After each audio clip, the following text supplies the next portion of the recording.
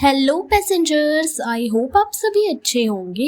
Last episode में हमने देखा था कि होंजू होयंग का हाथ पकड़ के जुनहो के सामने से निकल जाती है। अब इस एपिसोड में जुनहो ये सब देख के बस स्माइल ही दे पाता है। होंजू और होयंग दोनों ऑफिस के पीछे छुप के जुनहो को जाते हुए देखते हैं। होंजू ने अब तक उसका हाथ पकड़ा ही हुआ था, जिसे देख होयंग की खुशी का कोई ठिकाना ही नहीं रह रहा था। जुनहो के जाने के बाद होयंग पूछता है कि क्या हमारा छुपना हो गया। होंजू यहाँ बात चेंज करते हुए बोलती है कि तुम तो अंकल के ऑफिस में काम करते हो ना, हमारी भी कंपनी बाजू में ही है। होयंग जुनहो के बारे में पूछना चाह रहा था, लेकिन होंजू बात चेंज कर रही थी और बोलती है कि तुम भी इस चीज को इग्नोर करो ताकि मैं तुम्हारी हेल्प याद रखूं। होंजू बाय बोल के जाने लगती है, पर उसका हाथ होयंग अब भी पकड़ा ही हुआ था। नेक्स्ट सीन में होंजू ऑफिस पहुंचती है। अब लास्ट एपिसोड में जुनहो के साथ मीटिंग के बाद होंजू अपनी बॉस को ये बोल के बाहर गई थी कि वो रेस्टरूम जा रही है, इसलिए अब एट प्रेजेंट में वो ऑफिस में अपनी बॉस को देख रही थी कि कहीं गलती से नजर ना आ जाए। होंजू जैसे ही सीट पर बैठती है, बाजू में से उसकी बॉस ये कहती है कि काफी टाइम लगा दिया तुमने रेस्टरूम में। होंजू शॉक होती है। उसकी बॉस पूछती है कि क्या तुम्हारा दिल अब भी उतना ही दुख रहा है। होंजू कहती है कि मुझे नहीं मालूम कि आप किस बारे में बात कर रही हैं। बॉस बताती है कि यहाँ सबको मालूम है कि जुनहो तुम्हारा एक्स है। होंजू ऑफिस में सबको घूर के देखती है और बॉस से माफी मांगती है। बॉस ये कहती है कि तुम अपना फाइल रीड करके उसे मीटिंग के लिए प्रिपेयर करो, जिस पर होंजू कहती है कि वो ये नहीं कर पाएगी। जैसे कि उसका मुंह बन रहा था जुनहो के सामने, तो ये प्रोजेक्ट वो नहीं कर पाएगी। बॉस बोलती है कि तुम ही चाहती थी कि तुम्हारा वेलकम एज अ प्रोड्यूसर इस कंपनी में उस 10वीं सालगिरह पर हो एक नए प्रोजेक्ट के साथ, तो फिर उसका क्या होगा। होंजू फिर भी नहीं मानती।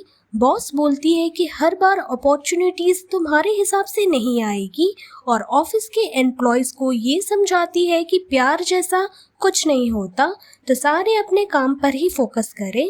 अब यहाँ होंजू उसी नॉवल को देखती है। नेक्स्ट सीन में होयंग अपने हाथों को देख वही सीन याद करके मन मन में खुश हो रहा था। तभी अंकल आते हैं और होयंग से पूछते हैं कि होंजू सही से चली गई, जिस पर होयंग अंकल से पूछता है कि वो लड़का कौन था। अंकल उसका नाम बताते हैं। ये सुन होयंग के पैरों तले जमीन खिसक जाती है। अब ऐसा क्यों वो रिएक्ट किया, ये सब तो आगे ही पता चलेगा। अंकल पूरा इंट्रो देते हैं जुनहो का और होयंग शॉक होके गर्म कॉफी अंकल के ऊपर गिरा देता है। अब यहाँ पास्ट का सीन दिखाया जाता है, जब होयंग के बैग में होंजू का रखा हुआ बुक मिलता है और उसमें जुनहो का नाम लिखा हुआ था। इवन वो जो लाइब्रेरी में बुक इशू करवाना चाह रही थी, वो भी जुनहो का लिखा हुआ ही एक नोवेल था और उस एप्लीकेशन को होयंग ने अपने हाथों से कंप्लीट करके सबमिट किया था।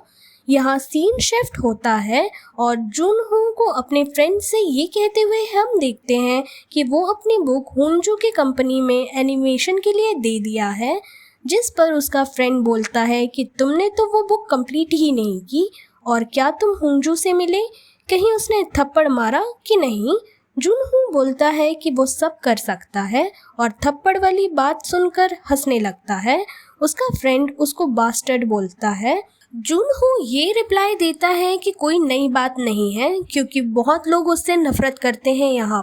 जुनहो पहले ही ये प्रेडिक्ट कर देता है कि उसकी बुक का एनिमेशन तो होंजू ही बनाएगी और कोई रास्ता नहीं है उसके पास जो वो ना कहे। यहाँ होंजू उसी बुक को ओपन करके देखती है। नेक्स्ट सीन में अंकल बोलते हैं कि जुनहो के नाम में ऐसा क्या सरप्राइजिंग था। होयंग यहाँ सर पकड़ के बैठ जाता है और वही लाइब्रेरी वाली स्टोरी बताता है कि उसी ने जुनहो की बुक इशू करने के लिए होंजू को एप्लीकेशन लिख कर दिया था।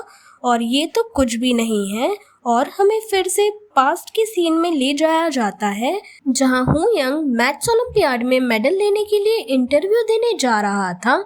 यहाँ उसके टीचर उसको मोटिवेट करते हैं।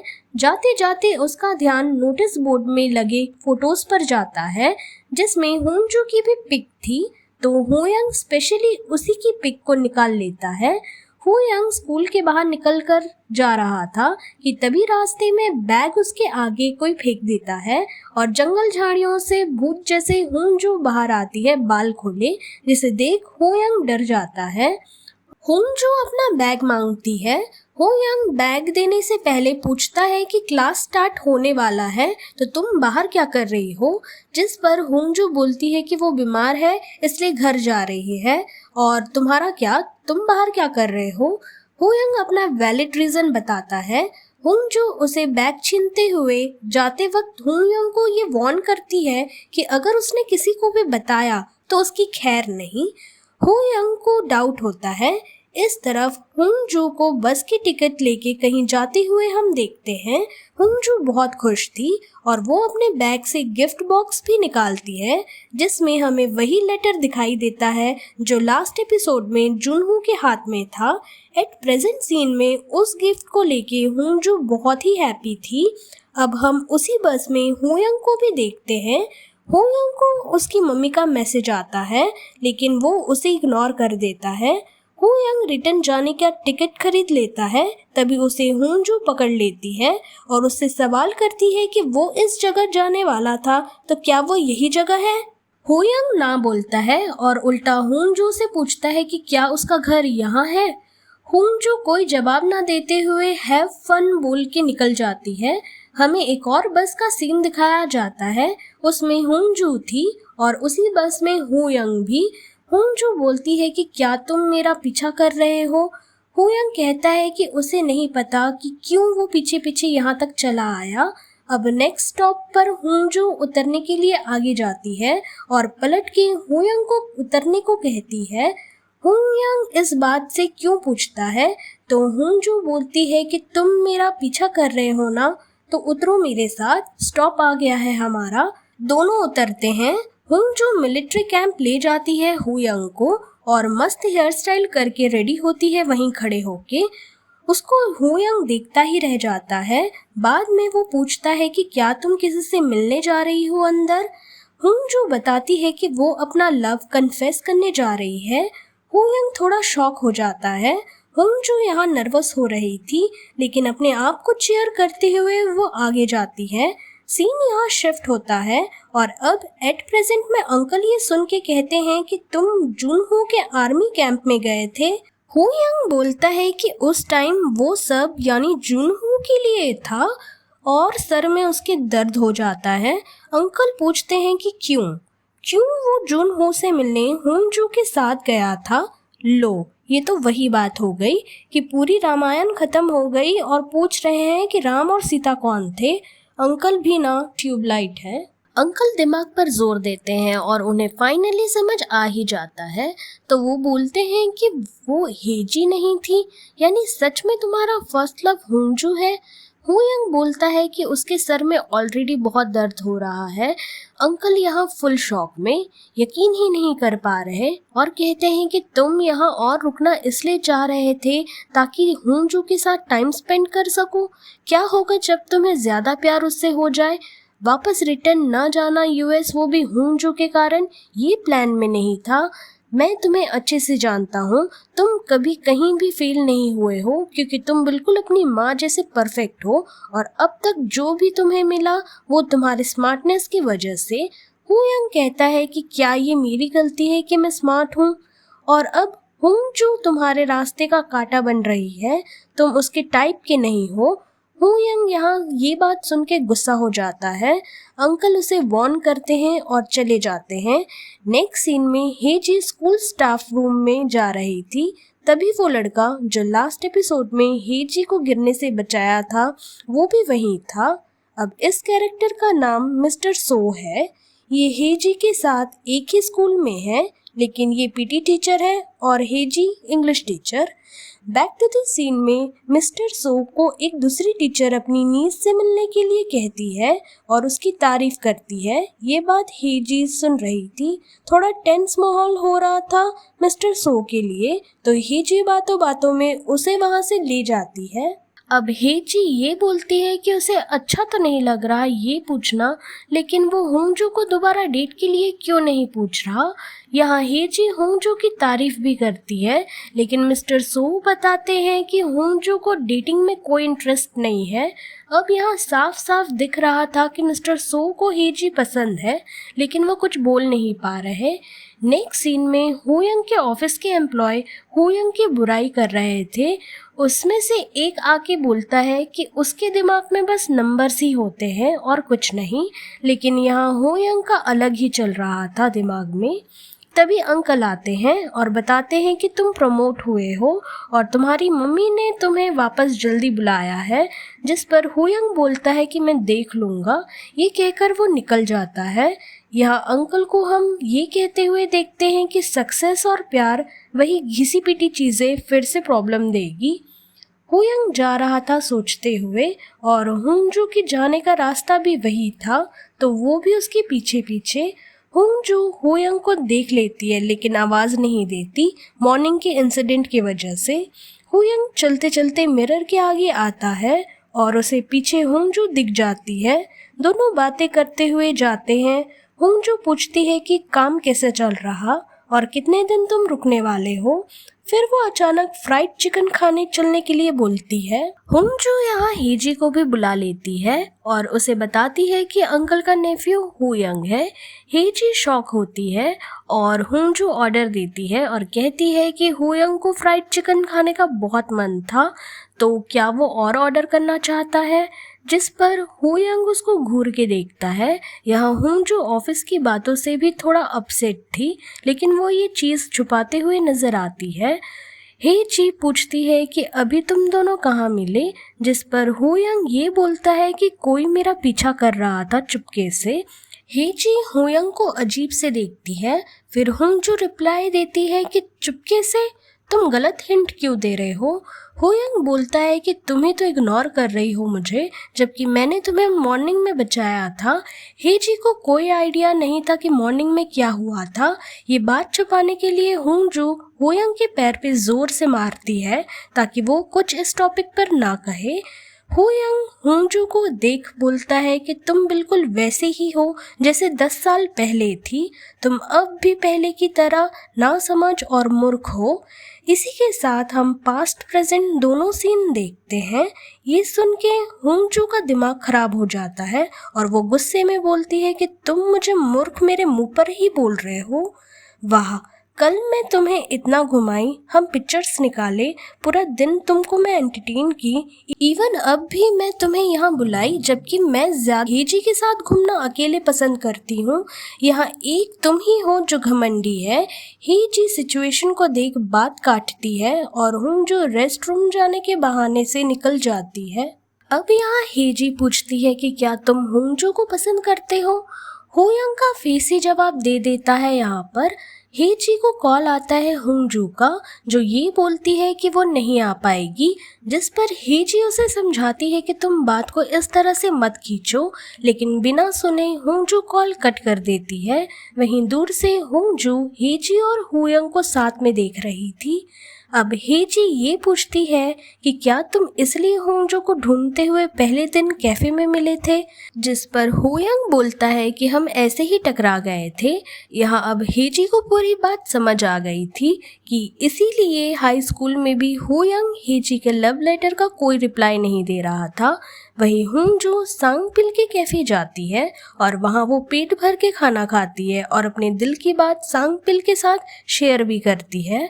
हेजी बहुत पीती है और बस यही कहती है होयंग से कि होंगजो के फर्स्ट डायल लिस्ट में पहले हेजी आती है, तो अगर होंगजो को पाना है तो मुझसे होकर गुजरना पड़ेगा, क्योंकि मैं ही उसकी गार्जियन हूँ जिसे वो सबसे ज़्यादा मानती है। इतना सुना के वो वहाँ से चली जाती है। होयंग घर पहुँचता है। वो टोटली आज की सारी बातों से परेशान था। तभी उसे उसकी मम्मी का कॉल आता है और मैसेज भी। होंगजो भी घर पहुंचती है, जहां उसे एक बॉक्स में जूनहो की पुरानी यादें मिलती है। वो उसी बुक को अपने हाथ में पकड़े हुए थी। पास्ट का सीन दिखाया जाता है और हम देखते हैं कि होंगजो उस कंपनी में जॉब की इंटरव्यू देने आई थी। उसकी क्वालिफिकेशन मैच नहीं कर रहा था, लेकिन उसकी बॉस को होंगजो का पैशन एनिमेशन को लेके पसंद आया। होंगजू को वही बीती बातें याद आती है और वो मॉर्निंग में ऑफिस जाके बॉस से कहती है कि वो इस प्रोजेक्ट पर काम ज़रूर करेगी क्योंकि अब वो कोई मौका छोड़ना नहीं चाहती। वहीं होयंग बैग पैक करके निकल रहा था। जाते हुए उसे अंकल पूछते हैं कि क्या तुमने होंगजू को बाय बोला।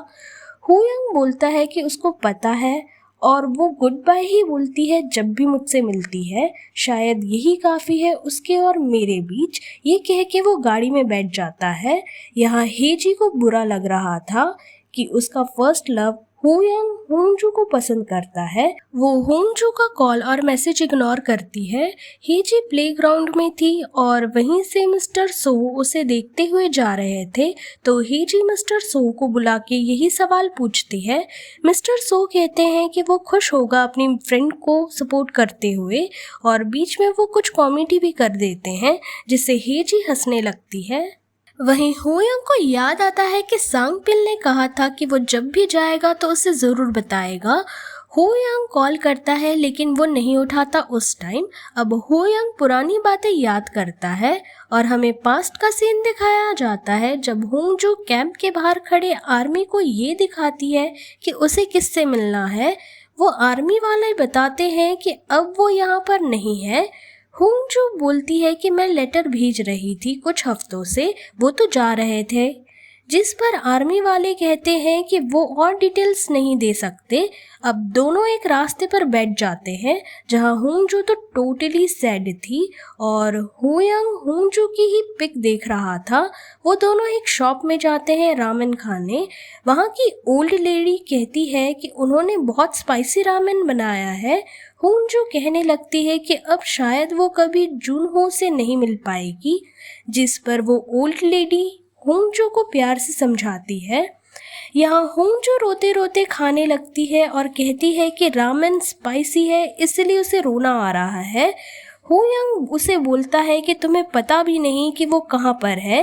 होंगजू बोलती है कि वो कैसे भी ढूंढ निकालेगी और उसे अपने दिल की बात बोलेगी क्योंकि अब उसका दम घुट रहा है। होयंग कहता है कि वो रिपोर्ट कर देगा कि तुम एक स्टूडेंट होके शोल्जर को डेट कर रही हो। इस पर गुस्सा होके होंगजू वहीं रखे चम्मच से होयंग के सर दे मारती है। होयंग उसे समझाता है लेकिन होंगजू बहुत रोती है।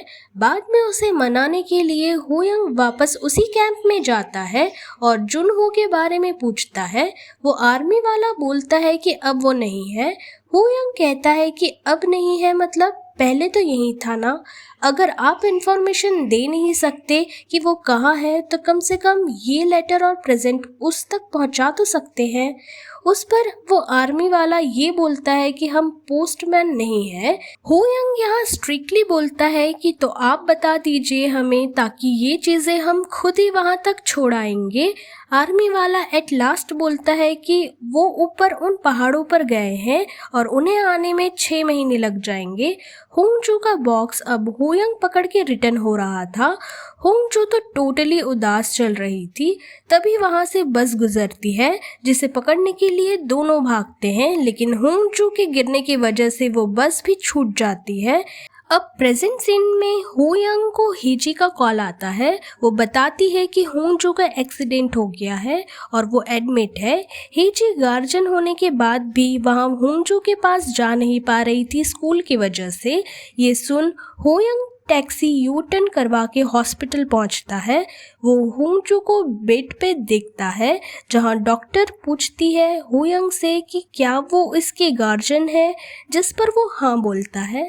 होंगजू का पास्ट हमें दिखाया जाता है जब वो छोटी थी, जहाँ पर वो ये बात सुन लेती है अपनी आंटी के घर कि होंगजू को किसी दूसरे को सौंप देंगे या फिर अनाथ आश्रम में भेज देंगे। ये सुन के भी होंगजू उस टाइम नॉर्मली हंसती है। इवन स्कूल में भी जब भी वो बीमार होती थी तो वो डॉक्टर उसे यही बोलती थी कि घर में रेस्ट करे, लेकिन वो वहीं रेस्ट कर लेती थी। होंगजू को होश आता है और वो होयंग का हाथ पकड़ती है। होयंग उसे कार एक्सीडेंट के बारे में बताता है। होंगजू खुश होती है कि वो बच गई, लेकिन वो होयंग को वहां से जाने को कहने लगती है। होयंग उसे कहता है कि वो क्यों बार बार उसे जाने को बोलती है और वो जाए तो जाए कहाँ। हुंग जो बोलती है कि ये कोई बड़ी बात नहीं है, तो वो उसे परेशान नहीं करना चाहती। हो यंग बोलता है कि बड़ी बात नहीं है ये, और उसका हाथ अपने दिल पर रख के अपनी धड़कनें सुनाता है और कहता है कि ये सुनने के बाद भी तुमको ये बड़ी बात नहीं लगती। इसी के साथ ये एपिसोड यहीं ख़त्म होता है। अगर आपको ये एपिसोड अच्छा लगा है तो लाइक, शेयर और सब्सक्राइब ज़रूर करें। तब तक के लिए with lots of love, bye bye.